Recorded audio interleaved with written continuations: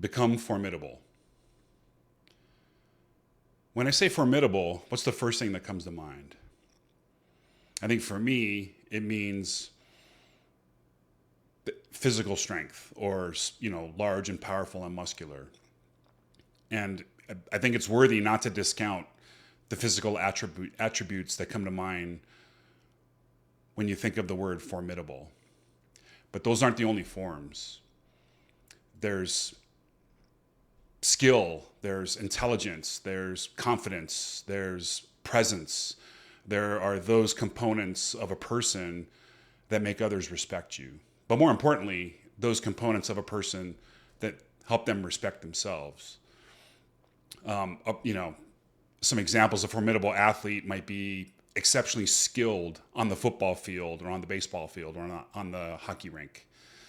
A formidable leader might be somebody who commands a lot of respect or is able to make sound decisions under incredible pressure. Or a formidable opponent might be somebody who seems to be a step or two ahead on the chessboard. A formidable intellect might be somebody who has an incredible intelligence or an amazing analytical ability. The context I'm speaking about are those attributes that make a person formidable in multiple domains of life. I'm talking about competence, confidence, emotional and mental toughness, resilience, calmness under pressure, the ability to influence, command respect, and for me personally, discipline and consistency are really important attributes of somebody who's formidable. Examples might be, becoming exceptional at some aspect or domain of life after a lot of experience, most of which involves a lot of failure. Or somebody who's quiet, but once you put the sports gear on them, they become just an unbelievable powerhouse. Or maybe a company is formidable in the technical industry, as an example, like TSMC, Taiwan Semiconductor. It's this incredible company that exists on an island that is subject to all kinds of natural disasters, earthquakes and typhoons and crazy weather and droughts even. And of course, they're 100 miles off the coast of China, who wants to actively take them over, right? And all the while, they are the leading semiconductor manufacturer on the planet. I mean, if you own an iPhone, recognize that half of the parts inside of that iPhone are coming from this little bitty island in the middle of Southeast Asia. That makes them very formidable. I think success has a lot to do with formidability.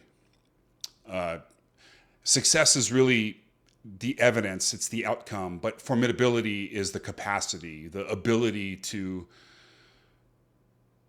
take on the challenges necessary to be successful. So consider this a call to action to become formidable in the domains of life that are important to you. For me, I focus on 3 domains of life, healthy mind, healthy body, and I'm business oriented. So healthy bank account, if you will. And, as we continue talking here, you'll recognize that some of my practices, they sort of overlap in these various domains. For example, in my mind, for me to develop a formidable mind, I need to study my thoughts. So that drives me to incorporate a lot of contemplative practices, meditation, journaling, insight meditation, things where I have the opportunity to sit down and view my thoughts and recognize where they're coming from. One of the benefits of that is I can create a little bit of distance between myself, my mind, who I am, and the random thoughts that appear out of nowhere. If you've ever meditated for any period of time, especially in the beginning, you'll realize that you can stay present for maybe just a few seconds, and then poof, a thought will come in and it'll take you on for a ride. And if you don't pay close enough attention, your mind will be brought along for the ride with your thoughts.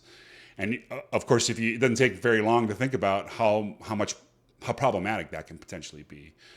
So for me, in terms of formidability of mind, it really means to understand my own thoughts and then not become susceptible to my own bad ideas or my own bad choices or decisions, or to see them for what they are and then to analyze them and then to potentially make a different choice. It helps me to become more disciplined in terms of recognizing my thoughts, where they're coming from, and then being able to do something about it or with them, if at all. Another advantage of formidability is you become less susceptible to becoming a target for others. You know, in the age of social media, there's a lot of people that like to judge others without having the benefit of knowing what's actually happening in their world. And for the person being judged, developing a formidable mind, you don't really value the judgments of others. And so for me, that's a really important thing. Is said differently, the more formidable my mind, the less I give a shit what other people think. And I think that's really important, obviously, for obvious reasons, right? Another aspect of formidability for me is in the body. You know, an example, you know, I took karate when I was a kid, and after I got out of the service, I boxed for a little bit, and then you know, alongside weightlifting and powerlifting and doing those things, I actually got belted up in jiu-jitsu a couple of years ago. So I said differently, I can handle myself if I have to. But, you know, that's one aspect of being formidable, is having a strong body and, you know, being able to capably use it, you know, with competence. That doesn't mean I go into bars and I'm looking for a fight. And it doesn't mean I walk around like my shit doesn't stink. Or it doesn't mean that I try to physically impose my will on people. That's just that's insecurity, and that's for a different conversation. Oh, I'm sorry, that is insecurity, and that's for a different conversation. But being formidable means that, you know, when tempted to do that, if somebody's trying to goad me into conflict, I can just walk away and I can feel pretty good about it. I don't need to give in to, whether it's verbal conflict or, God forbid, physical conflict. Then I know I can handle myself. I'm not worried about, you know, what potentially may happen to me physically. That's another form of being formidable. And I work, you know, like my mind and journaling and meditating and doing those things, for me anyway. I really try I spend a lot of time working on my body, probably more than most, 3 hours a day, if you will. And I'm, you know, my stats, I'm 5'10", about 175, and, you know, pretty muscular. I, you know, right around 13% body fat. But you know, I pay attention to, you know, just trying to increase my strength, and, you know, I'm getting up there in age. So, you know, I'm also fighting Father Time at the same time. So all of these things play a role in my inner sense of physical formidability. I don't care what other people think. That's not, you know, I'm not doing it to impress you or anybody else. My success in life has a lot to do with my physical formidability. I don't want to be walking around in a wheel, you know, when I'm in my 70s. I don't want to be walking around with a walker. I still want to be benching 2 plates if I can, or, you know, I want to be pulling 400 pounds off the ground if I still can. I mean, that's my goal. And so in order to do that, now I need to, you know, train myself to become deliberately formidable, like build myself, suffer, build strength, and then maintain it over a long period of time. The other idea here is, you know, when people, for better or for worse, we judge people on how they look, you know, and there's a couple of studies, I don't remember the details about them, but there's a study where, you know, a group of men were shown photos of a group of men, and they were asked to judge whether or not, how well they would do in a fight. And of course, the more formidable looking men were the ones that the men judged would probably do well in a fight. They showed those same photos to a group of women and asked them how attractive they were. And the women didn't necessarily go for the physically more attractive men, photos of men. They actually chose the more formidable looking, appearing men. There's probably a bit of overlap there. I mean, muscular men probably are pretty attractive to most heterosexual women, and there's no denying that, right? But the point here is that we're judged based on how we look, because it's the first sort of sense that we get of a person upon first meeting them. And so if a person's fit, if they're well spoken, if they're put together, if they can articulate their ideas very clearly, if they're calm, if they have a presence about them that kind of draws other people in, this is actually a form of formidability. You're actually you're presenting yourself in a way that people can sense. And one of the little benefits of all of that I just described are people are probably less likely to fuck with you. They're less likely to judge you, healthy people, I should say. And so, I think that formidability is part and parcel finding a goal to achieve and then doing whatever you have to do to achieve the goal, not for the goal's sake, but for building yourself up to have the goal will just be a byproduct. It'll be an outcome, but the person that you become in the pursuit of that goal will make you more formidable in the domain that goal resides in. Other aspects of becoming formidable that all reinforce, they're sort of this self-reinforcing, basically variable that goes into success is, maybe you can fight, but you don't need to. You can walk away. You feel less desperate when, things aren't going your way. You feel less exasperated. You can withstand a lot of turmoil, a lot of suffering, whether that's self-imposed suffering, intentional suffering, or it's suffering imposed on you by the world, which the world would do a lot of. Said differently, your formidability allows you to endure more and more discomfort. And the more discomfort you can endure, the less likely you'll be able to, you'll find the inner need to seek relief. What I'm really saying here is the more discomfort that you can withstand, the less likely you're about to blame others for you'll blame others for your discomfort. You'll eventually figure out sitting in the discomfort long enough that you know what the answer is to the problem.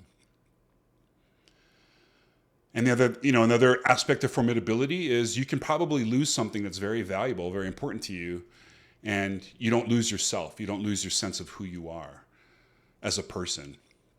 So I think all of these components of formidability make success inevitable. I think they make success a consequence, an outcome of the proving grounds of becoming formidable. Of course, you don't need to be formidable to be successful, right? People get lucky. People, timing kind of lands in their way, lands favorably for them. People help along the way. There's a lot of other variables that reduce the need for formidability for success to be an outcome. But in the grand scheme of things, if you want to be successful in some domain of life, you're going to need to become formidable. You're going to need to build the capacity to withstand the necessary challenges to achieve that level of success, whatever that is for you. Whether it's playing the guitar, mopping the floor, becoming a car mechanic, becoming a professional athlete, in some way, if you want to be the best at one of those domains of life, whatever that pursuit is for you, you're going to suffer. There's no getting around it. And again, I want to draw a distinction here between intentional success. This is the pursuit of a goal for the pursuit's sake, and success where you win the lottery, or somebody gives you money, or they give you some, your uncle gives you a high paying job. That's not really what I'm talking about here. There's not a lot of effort or fear or temptation or any of these other things you need to overcome to have achieved that thing. It was just basically given to you. That's not what this is about. The key takeaway here is your level of formidability is directly associated to the level of suffering that you can endure. And ironically, to become formidable is to suffer, is to withstand the challenges of life. And if at all possible, do it with a smile on your face.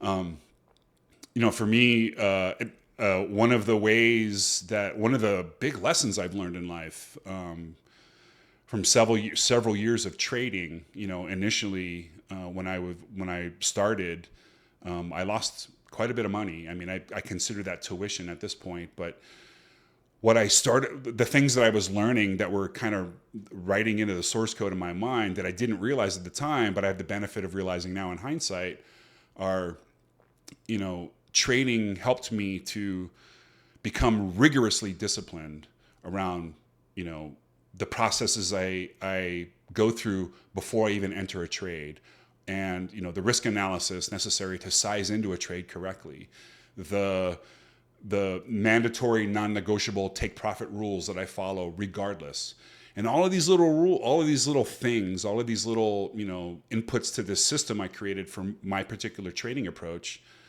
has developed a level of discipline that has carried over into other aspects of my life, right? I mean, of course, I lift weights and I run every morning, and I lift weights and I do, some form of cardio, usually with a high intensity cardio with a kettlebell throughout the day. And they're done at specific times. And, my diet is, for the most part, pretty on point. And so my trading system discipline and my body system discipline and my mind system discipline, they all reinforce each other. And so, I don't have to worry about going to bed at 9:30, 10 o'clock at night. It happens automatically, whether I want to or not, simply because I've trained my body to go to bed. I get up in the morning and I go for a run every morning, every day, no matter what, at the same time. Doesn't matter what the weather's doing. It doesn't matter how I'm feeling. It doesn't matter if I slept well or not. I get up, make my bed, brush my teeth, take the dog for a run. And just in my mind, I'm becoming formidable in the domains of life that really matter to me. And I don't worry about success. I mean, of course, I want to, my ego, my mind, the impulsive part of me wants that success right now. Like, I want to get down to 12% body fat. So, I can have a deeply etched six pack. That's all great. I'm going to have a birthday upcoming. So that was one of the reasons for my goal. But I'm going to be doing this way past the date of my birthday. So I consider my birthday, a checkpoint along the way of this process that I'm enduring to get to my goal. But along the way, I'm doing a lot of weightlifting, a lot of running, a lot of sleeping, a lot of eating well, a lot of, training, and a lot of doing all the other things in life that I'm pursuing, meditation and hanging out with friends and, trading, running a business, trying to do all of these things. And I intentionally chose all these things so that they can reinforce each other along the way, so that I can just become a better whole person, a more fully integrated person. And I believe that form of person, for me, will become successful in the domains of life that matter to me. Attracting a mate and having enough money to never have to worry about, generating an income again, and having friends that'll help hold me accountable, and I can have fun with, that I, share thoughts and ideas with. That's really important to me. And so that's the life that I'm trying to architect and engineer and build for myself. But it all starts with the level of accountability I'm going to hold myself to in systematically pursuing these goals. And having all of those things they're going to take care of themselves. And in some cases already have. So I'm very grateful for that. So consider this my call to action to you to become formidable. become strong, become tough, become smart, become wise, become courageous, have all the elements necessary, and take on daily actions and take on challenges that will build you into the person that becomes so formidable that success is just a natural outcome. It basically just happens on its own. I hope this finds you well.